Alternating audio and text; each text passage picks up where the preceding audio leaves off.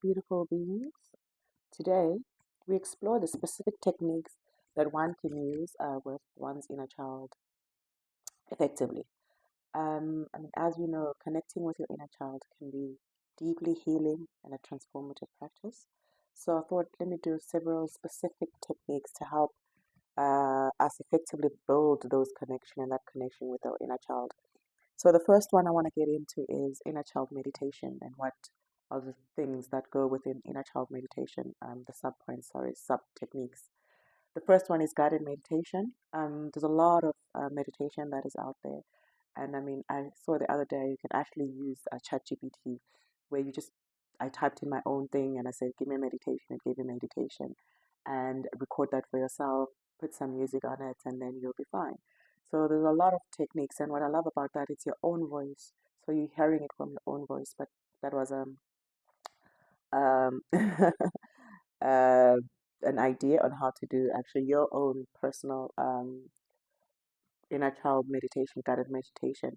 And the thing about in using guided meditation is that it's designed to connect with the inner child. So the things you're going to say in it, or the one you're going to listen to, it's specifically for your inner child, where you visualize meeting your younger self in a safe space, in a comfortable environment, and you listen to what they have to say. And there is a guided meditation that I actually did the other day, but I'm going to do it again and put it up on meeting the inner child. It's like a 3 minute one where if you don't have the time, then just spend 5 minutes.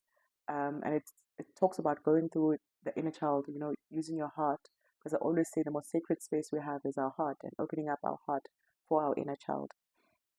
The next one is actually to focus on the breathing, so breath work, focus on the breathing to calm your mind down, you know, before you visualize with your inner child. Because remember, the nice thing about breathing is it's that it lowers your mental activity, that activity that gets you into the fear mode, the anxiety. So breath work is always, always important to do. So that will actually help you to go connect with that inner child and go to it, and talk to it. Also, sometimes we have the anxiety because of our inner child, or we have, we're in a stressful situation because it's triggered because of our inner child. Use subliminals. I really love subliminals, and the reason I love subliminals is because they, I call them, it's called biohacking. Hey, it goes way past my conscious mind, and I think a lot, and I process a lot. So subliminals for me is I can sit and I just listen to subliminals. And there was a lady whose subliminals I used to listen to for about 3 to 6 months last year. But now I decided to create my own subliminals for myself. And I mean, you can use free tools to do those. You can go again, ChatGPT, give me 5 or 15, or you write your own affirmations. You record them on your phone or you record them on your laptop. And then you get to like a program. I always use 11 Labs. I'm not paid for any of this, guys, or any program that can generate sound for you. And then I got a couple of 20-second sound, like calming sounds. And then I just gave it the prompt. And then all I did is then I went to a video editor. Like I use CapCut. And then I just created my own subliminal. So when you get there, you just make sure that your voice is low, very low. And then at least there, it's you, it's your voice talking to yourself. And you put the music that you like. So you're creating it for yourself. And you just repeat everything. For example, if you have a 1 minute affirmations that you read, you just keep repeating it until you get to 30 minutes or 15 minutes or 20 minutes, how long you want your video to be or audio. And then you download it on your laptop, download it on your phone. So if you're in a train, in a bus, but you mustn't listen to subliminals while you're driving or uh, using heavy machinery. So you can specifically do that. And then the other day I thought, actually, I do have issues with my mom. Why don't I write the stuff that I think she said to me, like wrong? Like say I am worthy, say you are worthy. Like, she says it to me with her own voice. So that now I reprogram my inner child to hear her say, you are worthy, you are loved, you are beautiful. So I thought of that idea. I'm like, okay, why don't I struggle with my mom and, you know, because I mean, she had me when she was a teenager. So that's a story for another day. So hearing her say that to me in a subliminal and that, right, going right through my conscious mind then creates, a different memory, a different thing, and rewires my brain.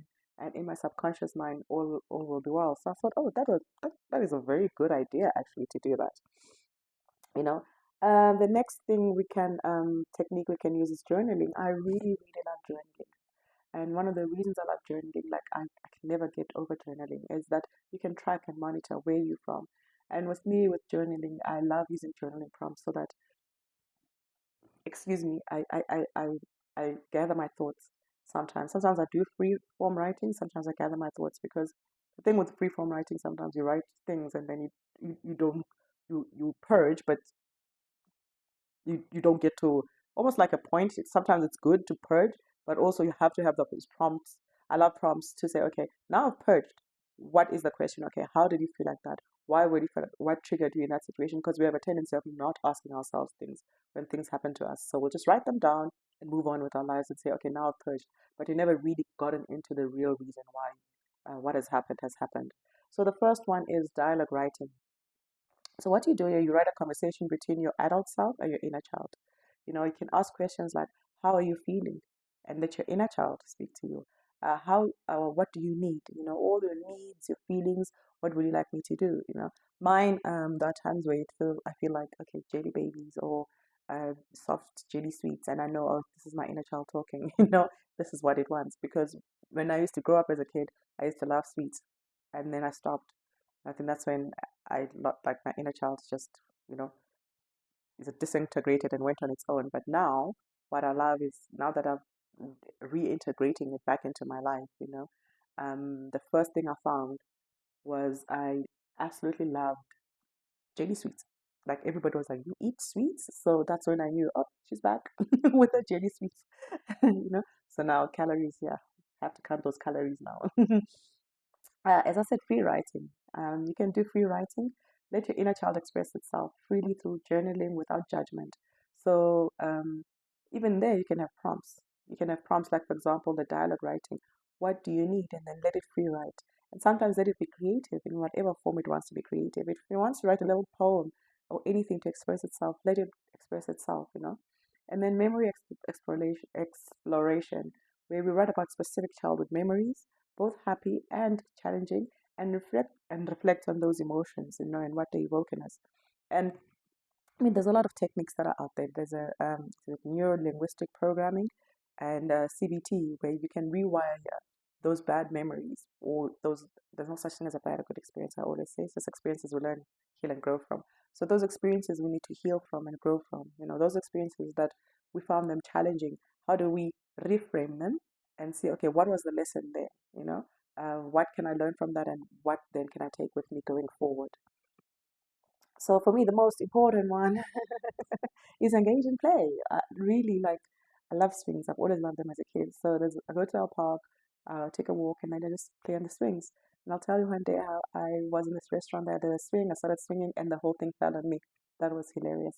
It didn't follow me luckily, but it felt like it fell around me. I was like, whoa, how lucky am I? That's how much I love swings. So yeah. So revisit some childhood activities. Reconnect with the hobbies that you loved as a child. If you love drawing, start drawing again. If you love playing games, start playing games again. Or we build things. If you used to love playing Lego, build Lego. I used to love writing, and then I stopped writing at some point because somebody read my journal because I used to love journaling, and completely I stopped writing. And then last year, I think 2024, something reminded me that we used to love writing. We used to love creative writing, and that's why now all I do is sit and I write. And I mean, completed my PhD, and I remember one of my examiners was like, "This is the most creative piece of work I've ever seen." Now I just write, and now I just sit and I intuitively write. I think that's the beauty about it now is that there's no blockage. I don't block myself. I just write whatever comes to me. It could be a kiddie story. It could be a social social issue, and sometimes I see the social issue through the child's eye, which is amazing. Though it's just absolutely amazing. I love it. And also do some creative expression. Use art, music, tell stories. Find a way for your inner child to express themselves. Whatever way they want to express themselves, let them express themselves. And do it with love. And unconditional acceptance. The next one, which is number four, is affirmations, I mean, sorry, self-compassion practices. So these include affirmations like speak or write affirmations like I am worthy of love, or it's safe to feel emotions, I am deeply connected to my inner child. I let my inner child express itself. And if you're struggling with affirmations, if you go to my website, I will leave a link underneath here. You will find the child, child affirmations. I call them affections, and some of them, I think three decks are inner child related. And there you'll find what to do. Like one is inspired action, go. There's more to life, so enjoy it. So I play around with the picture that's there, and like lollipops and all those things. So try those if you don't know what to do. Like pick a deck in one where you say, okay, now this is one that's so affectionate, like how do I nurture myself? One will give you how to nurture yourself, an intention, and then one will give you what to say to yourself, how to speak to yourself. So all those then or the thing to do to nurture the child. So all those are ways, to to practice self-compassion, you know, to be there for your inner child. So another one is soothing self-talk. Practice speaking kindly to yourself, especially when you feel triggered or vulnerable. When you find that moment where, okay, now I'm triggered, that's why being in the moment is very important. But when we're triggered, it's so hard to be in the moment. Hence, everything works towards like together. Do some breath work. Take five deep breaths. Or what I tend to do sometimes because I got slightly ADD. I've always had it actually because of my anxiety. I just I just go blank. I allow myself to go blank, and then I open my eyes wide. I don't know what that does, and then because it just takes me out of that moment completely. Then I start doing my breath work because it's harder for me to move from whatever trigger to breath work. So I always do something weird, like open my eyes and then take five deep breaths, and then then soothe myself and say, okay, it's gonna be okay. It's gonna be okay. So all these things sometimes you gotta work like take one or two, three or four, and put them together so that you get your um the technique for you that will work for you. And it's might be multiple techniques from all these techniques. I will also put this as an article in my website so that then you can read it and you can refer to it every time you want to go see it. Um, at my website is www.beingwithb.com, www.beingwithb.com, and you'll find blogs there. And the blog here this the blog for the different techniques to heal with the inner child will be there. So the fifth one is revisit childhood memories. Go look at your photographs and mementos. Oh my goodness, I struggled with that word. Look through old photos or items from your childhood, just to spark that conversation, to see yourself as that little child. I've got like a couple of where I sit with them in my study and I look at myself, and when you look at like like when the world was free, when the world was beautiful, and see the world through that child, the ambitions that they had, the things that they wanted to do because one of the things I wanted to do was be a designer and a tailor, more like it, because my neighbor was a tailor, so she used to give me the leftover pieces, and I used to make clothes for my dolls. So that's why I thought, okay, I'll be a tailor, a dressmaker more than because you know, um, I wanted to do the actual making more than the drawing of the dresses. So listen to music or movies, like that from childhood, revisit those songs, those shows or the movies, you loved as a child to evoke like the feeling of nostalgia and joy.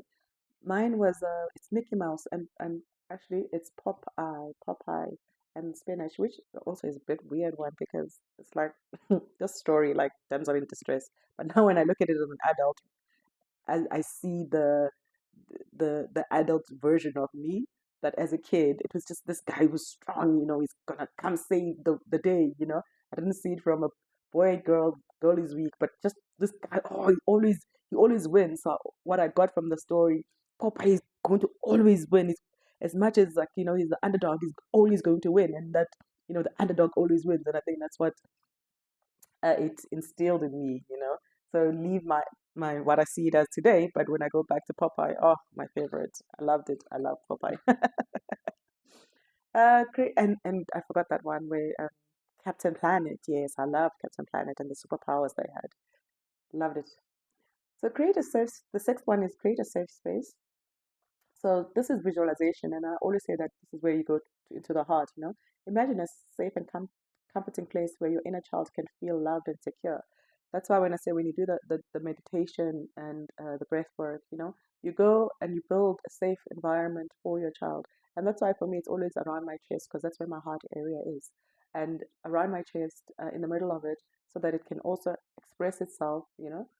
With my throat chakra, but also with my solar plexus, that it has the power to express itself with love. So I always put those, I always think of it like that. That's why I always put it in my heart space, because I know my heart space, then it's got the ability to have the willpower to express itself the way it wants to express itself. Also have like rituals, like create calming rituals, like light a candle or hugging a stuffed animal, to symbolize the nurturing your inner child. And even if it's not hugging your stuffed animal, if you don't have it, hug yourself. If you hug yourself for 8 seconds, your oxytocins will go up.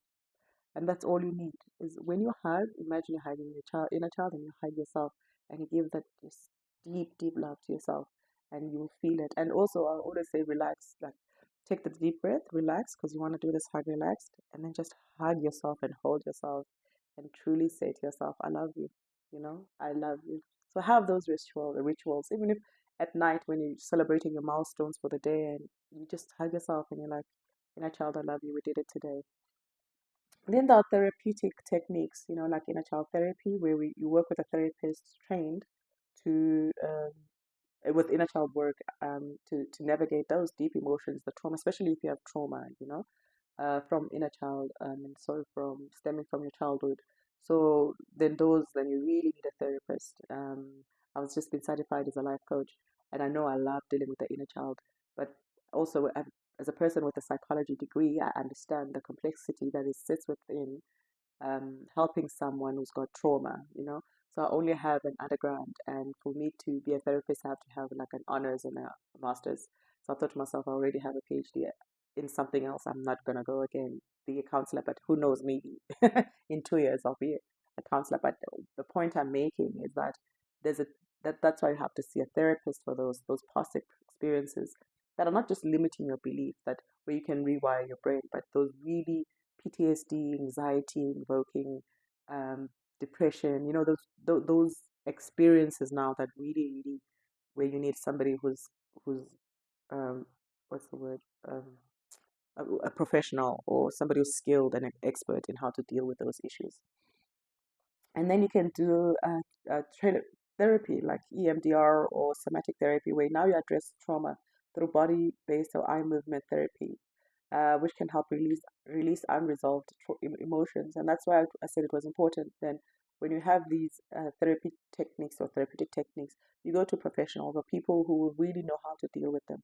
Because the last thing you want is to do it yourself, and then you've got all these emotions uh, coming up, and then you don't know how to deal with them, and you don't have the skills or the expertise, um, to deal with some of the things you might have to face in this journey, because we have to face them and we have to go through them whether we like it or not.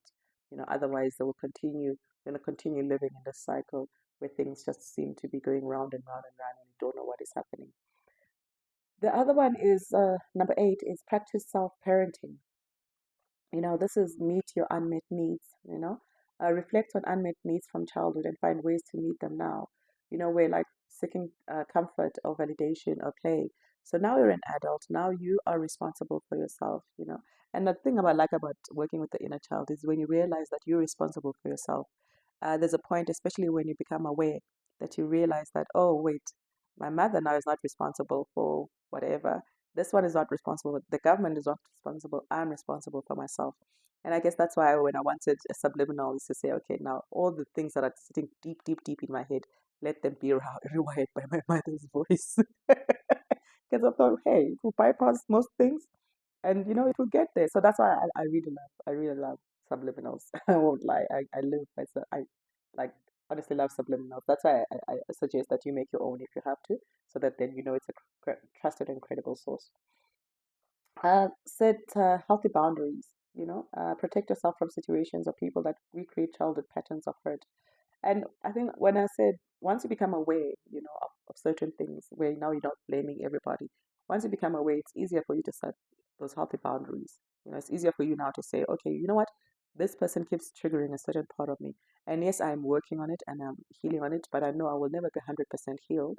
So instead of me being here and trying to see, because some people won't change and you have to change, but also you get to a point where now you can't be the one that always changes. People also need to play their role, you know? So that's when you set boundaries and say, you know what?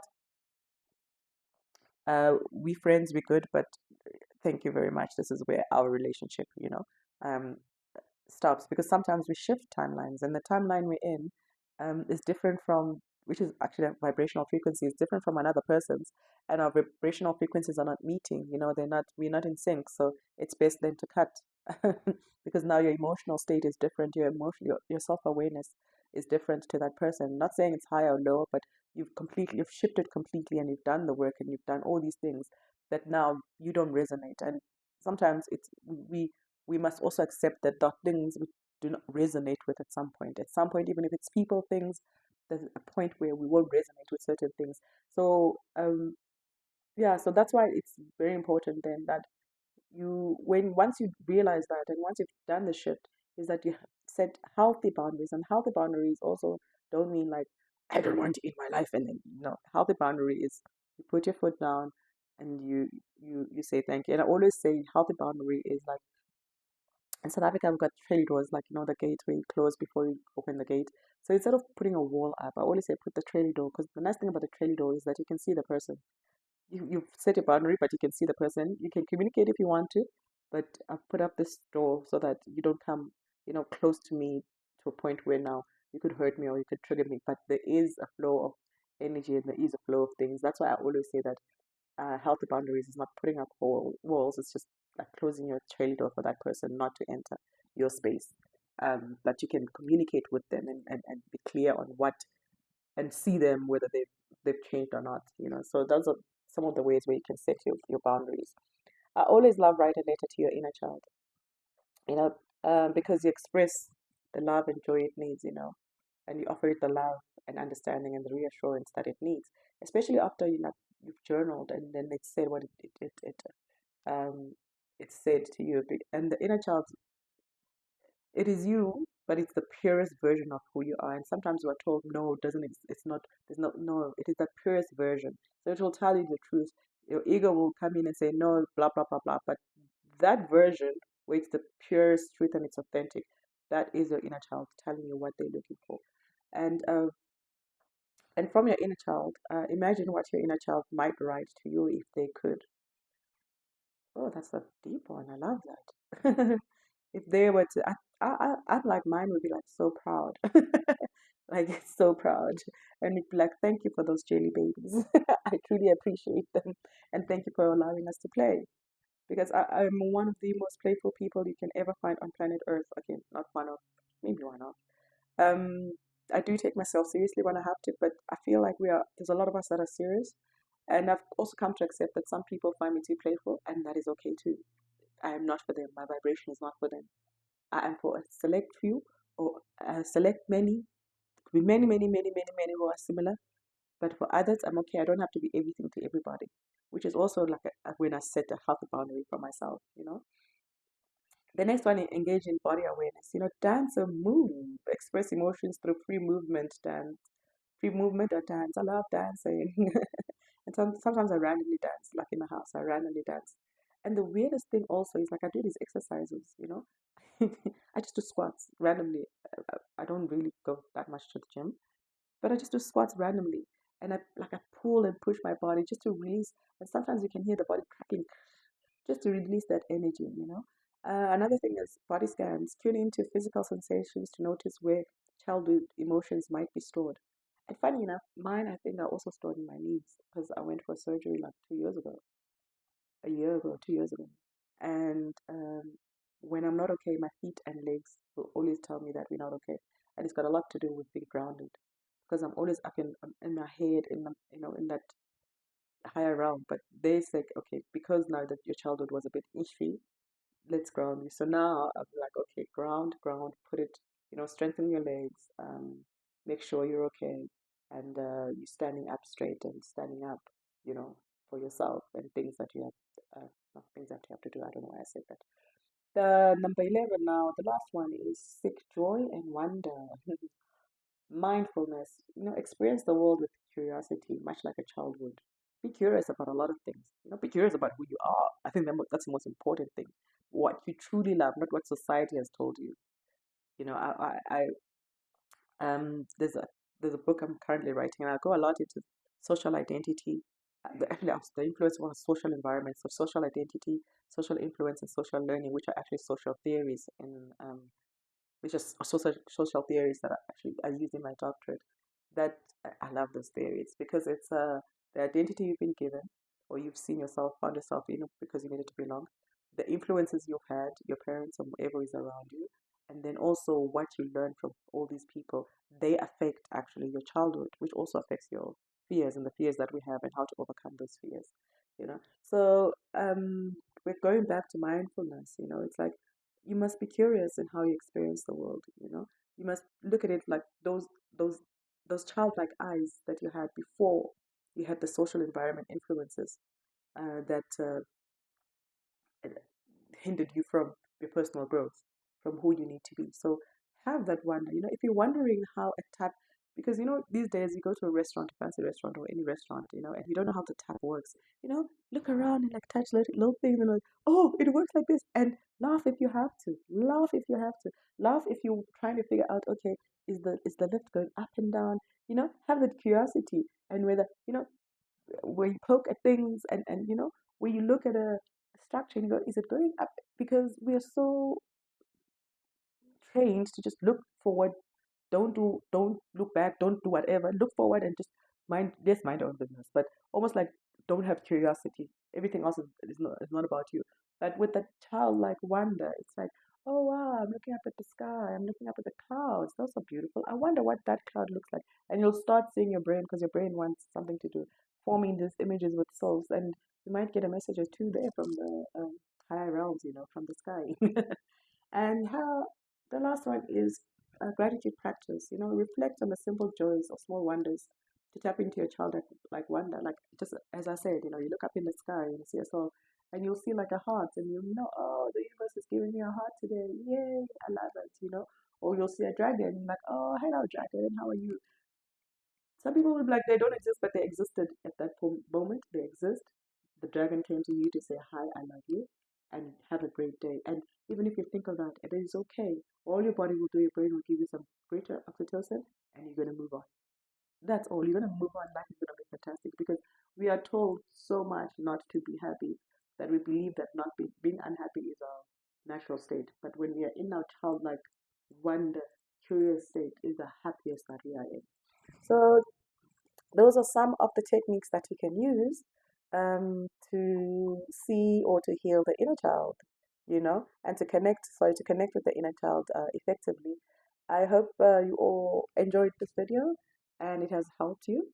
Thank you for watching, and please like, comment, and subscribe and if you want any more personal growth or spiritual healing and self-empowerment content, there's a lot of it actually in my website www.beingwithb.com, and generally I focus on inner child spirituality, inner child, and techniques. So I've got also like journal prompts there, overcoming fear prompts, what to write for your journal, personal growth. I also have the personal growth framework that you can use based on the research onion. So I've got what I love about framework study, it structures your mind into what you have to write.